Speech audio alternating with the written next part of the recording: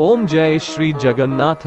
मित्रों, मैं पपेस आप सभी भक्त जनों को नमस्कार करता हूँ। तो चलिए सुनते हैं अग्नि पुराण की अगला अध्याय। 20वां अध्याय। सर्ग का वर्णन। अग्निदेव कहते हैं, मुने, प्रकृति से पहले महतत्व की सृष्टि हुई, इसे ब्रह्म सर्ग समझना चाहिए। दूसरी तन्मात्राओं की सृष्टि हुई, इसे भूत सर्ग कहा गया है। तीसरी वैकारिक सृष्टि है, इसे ऐन्द्रियक सर्ग कहते हैं। इस प्रकार ये बुद्धि पूर्वक प्रकट हुआ प्राकृत सर्ग 3 प्रकार का है। चौथे प्रकार की सृष्टि को मुख्य सर्ग कहते हैं। मुख्य नाम है स्थावरों, वृक्ष, पर्वत आदि, जो तिर्यक श्रोता कहा गया है, अर्थात जिससे पशु पक्षियों की उत्पत्ति हुई है, वो तर्यगोन्न सर्ग 5वां है। ऊर्ध्व श्रोताओं की सृष्टि को देव सर्ग कहते हैं, वो 6ठा सर्ग है। इसके पश्चात अर्वाक्त श्रोताओं की सृष्टि हुई, यही 7वां मानव सर्ग है। 8वां अनुग्रह सर्ग है, जो सात्विक और तामस भी है। ये अंत वाले 5 वैकृत सर्ग हैं और आरंभ के 3 प्राकृत सर्ग कहे गए हैं। प्राकृत और विकृत सर्ग तथा 9वें प्रकार का कौमार सर्ग, ये कुल 9 सर्ग ब्रह्मा जी से प्रकट हुए, जो इस जगत के मूल कारण है। ख्याति आदि दक्ष कन्याओं से भृगु आदि महर्षियों ने ब्याह किया। कुछ लोग नित्य, नैमित्तिक और प्राकृतिक इस भेद से 3 प्रकार की सृष्टि मानते हैं। जो प्रतिदिन होने वाले अवान्तर प्रलय से प्रतिदिन जन्म लेते रहते हैं, वो नित्य सर्ग कहा गया है। भृगु से उनकी पत्नी ख्याति ने धाता विधाता नामक 2 देवताओं को जन्म दिया तथा लक्ष्मी नाम की कन्या भी उत्पन्न की, जो भगवान विष्णु की पत्नी हुई। इंद्र ने अपने अभ्युदय के लिए इन्हीं का स्तवन किया था। धाता और विधाता के क्रमशः प्राण और मुकरंडु नामक 2 पुत्र हुए। मुकरंडु से मार्कंडेय का जन्म हुआ, उनसे वेदशिरा उत्पन्न हुए।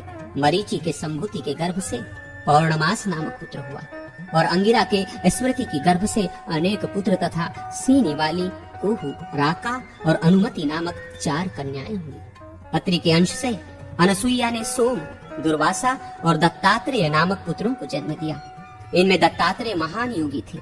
पुलत्स मुनि की पत्नी प्रीति के गर्भ से दत्तोली नामक पुत्र उत्पन्न हुआ। पुलह से क्षमा के गर्भ से सहिष्णु एवं सर्वपादिक का जन्म हुआ। कृतु के संगति से बालखिल्य नामक 60,000 पुत्र उत्पन्न हुए, जो अंगूठे के पोरों के बराबर और महान तेजस्वी थे।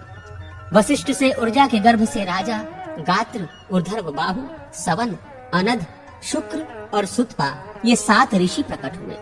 स्वाहा एवं अग्नि से पावक, पवमान और शुचि नामक पुत्र हुए। इसी प्रकार अज से अग्निश्वात, बहिर्षद, अनग्नि एवं साग्नि पितर हुए।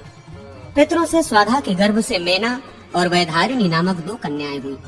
अधर्मा की पत्नी हिंसा हुई, उस दोनों से अमृत नामक पुत्र और निकृति नाम वाली कन्या की उत्पत्ति हुई।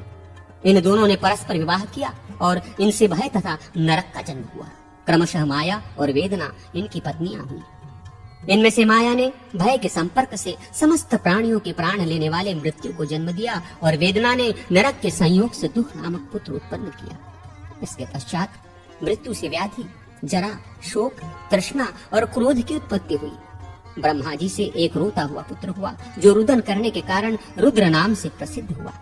तथा हे द्विज, उन पितामह ब्रह्मा जी ने उसे भव, शर्व, ईशान, पशुपति, भीम, उग्र और महादेव आदि नामों से पुकारा। रुद्र की पत्नी सती ने अपने पिता दक्ष पर कोप करने के कारण देह त्याग किया और हिमवान की कन्या रूप में प्रकट होकर पुनः वे शंकर जी की ही धर्मपत्नी हुई।